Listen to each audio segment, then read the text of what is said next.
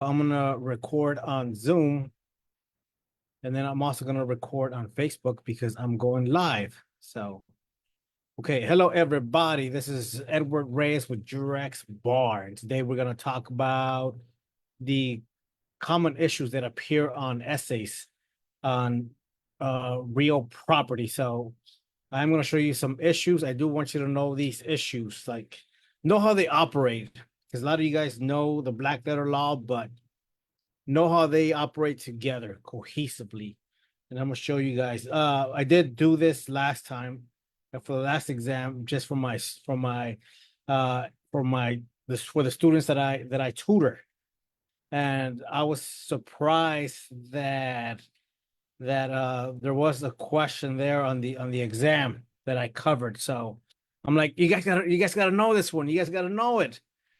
Okay, so then all of a sudden it appeared. So I was like, yeah, that's what's happening because the essay questions tend to appear. The issues on the essays, they repeat over and over again. So I almost kind of want to say it's like a closed universe, kind of those essay questions for some of these issues like real property and contracts as well. I did contracts last time. Okay, but before I go into that, let me go ahead and share my screen, and I'm gonna share with you guys the story. Oh, I see. Hey, B, I see B. Okay. Yeah. So you guys, I'm gonna tell you guys a quick story. When I was in, I love to travel, and this summer I was in Thailand. I was in Phuket, and I was with my buddy, and his fiance, and then they're like, "Hey, let's go to the beach," and we went to the beach. And the water there is, I mean, it's nice. It's nice and warm. It's not like here in Los Angeles where it's cold. And all of a sudden, I felt myself getting caught.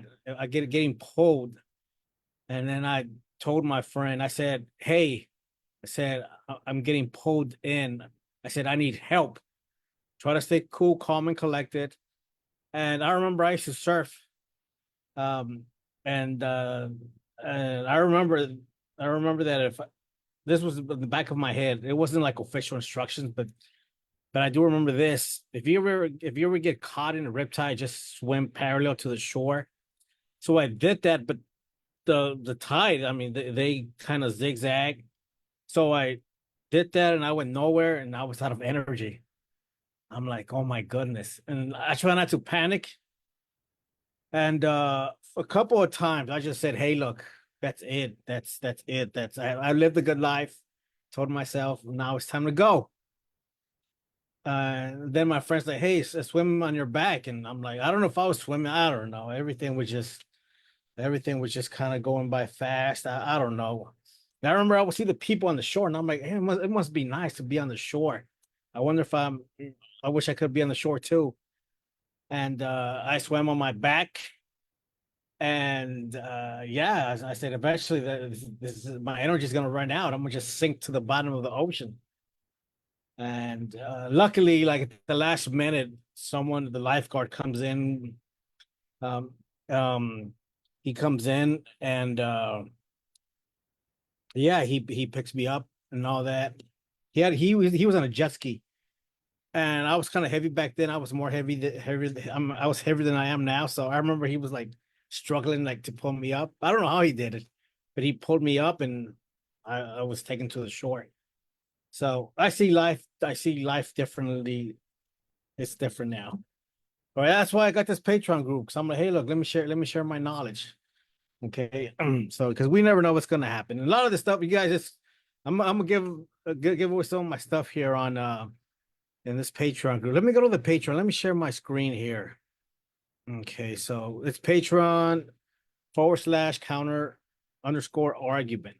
So go there and just I mean some it's even free. You can sign up for free, and I mean you could sign up for to pay. But yeah, okay, let's go ahead and go into these issues here. Let's see. Okay, so okay, contribution accounted between tenants in common. So this is when you have co-owners, co-tenants, and who pays who pays what happens when one of the owners does not live there, and the other co-tenant does live there. Who's responsible for what? Know those. It says here co-tenants who do not occupy the property. Let's see, they're still required to share the cost, necessary improvements, principal and payments on the mortgage, taxes. Everyone's got to pay for those. And sometimes they do not have to pay, such as utility bills. Okay, so know the difference there. Real covenants. Okay, so a lot of people here find these difficult. Oh, when I was taking the exam, I was touching concern what I was worrying me. I'm like, what does that even mean? There's so many definitions for that. So just pick one and run with it. I use this one. The performance of the covenant relates to the use and enjoyment of the land. Okay, great. So also for real covenants, that's where monetary damages are involved. Money is being sought and somewhere there in the prayer of the complaint. Vertical privity and horizontal privity. Okay, so don't let this bother you. Okay, let me explain this easily. For if you want to get a 65, maybe a 70, discuss privity and how discuss both vertical privity and horizontal privity. Just simple as that. I know there's the situation where the what happens when the burden runs with the covenant, or when you want the benefit to run with the covenant. Okay, for 65, 70, just discuss it straight through. Now, if you want to get a little bit higher than that, if you want to say, hey, what happens where the burden runs, and then you can mention that. But let me tell you why you should just discuss both, and don't make a big deal out of it, because for a benefit to run, think about it, for a benefit to run for one person, and then there has to be on the other side, on the flip side of that, a burden on the other party. So that's why it's like, don't make a big deal out of it. If anything, just discuss it briefly. Say, hey, look, for the burden to run, then there has to be all these, right, vertical privity and horizontal privity. For the benefit to run, then there has to be no horizontal privity is not required.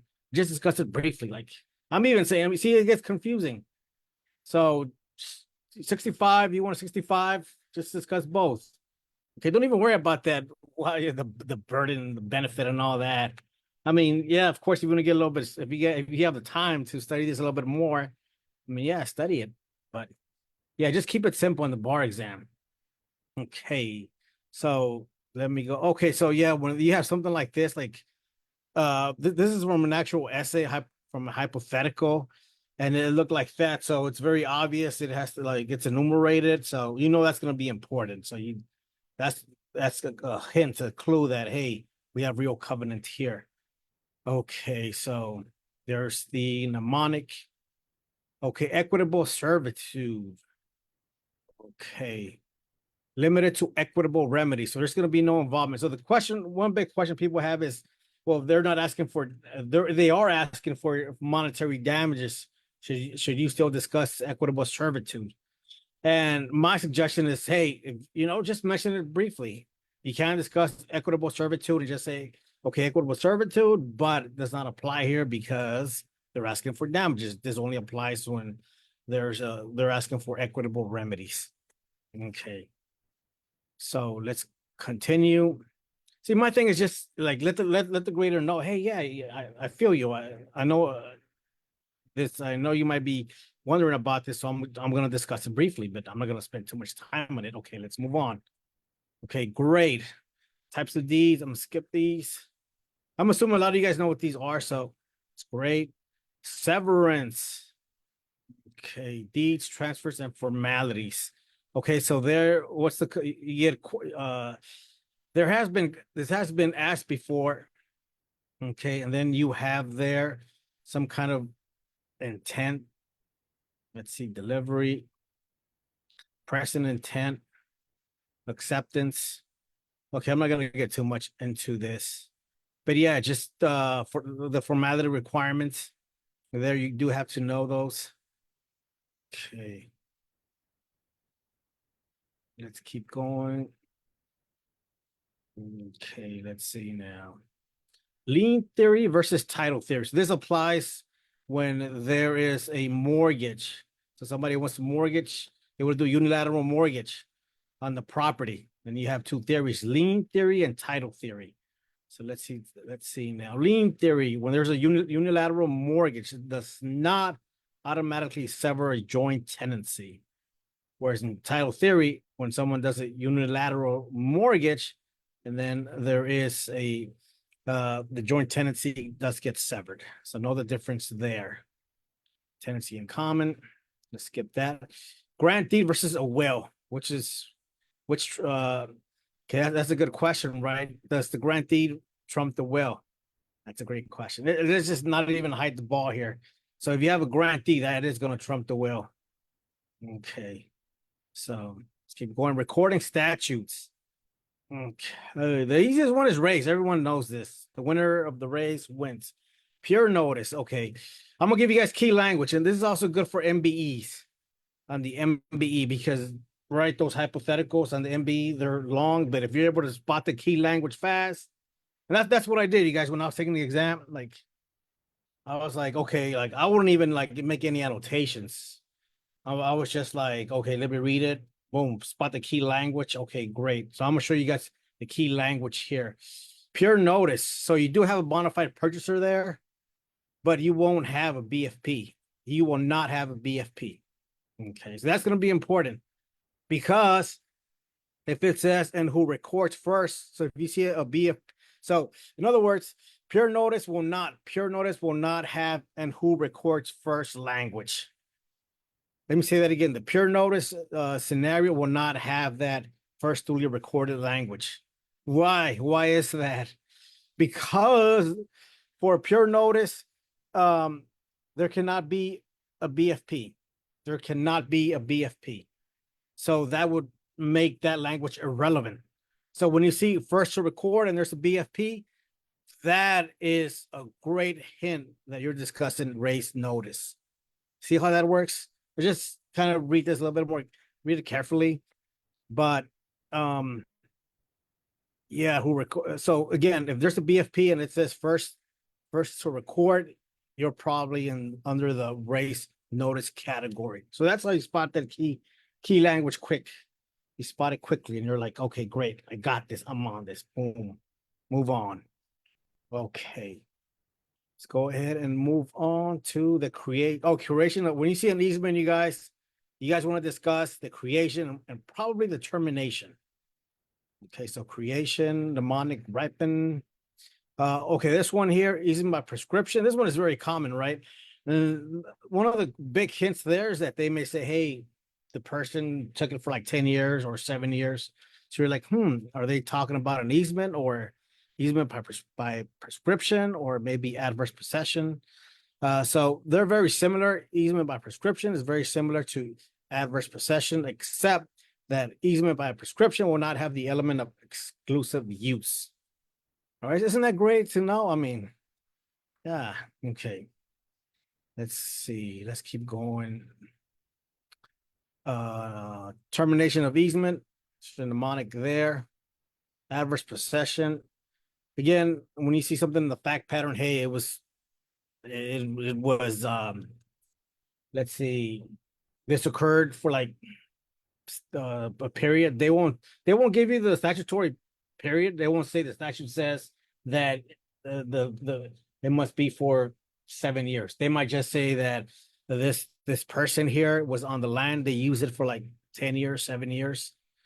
Okay, so that's going to be a big hint. So you discuss adverse possession. Okay, let's keep going. Let's see. Oh, this is the one I was talking about, you guys. The one that I mentioned before the exam, and it came out in the exam.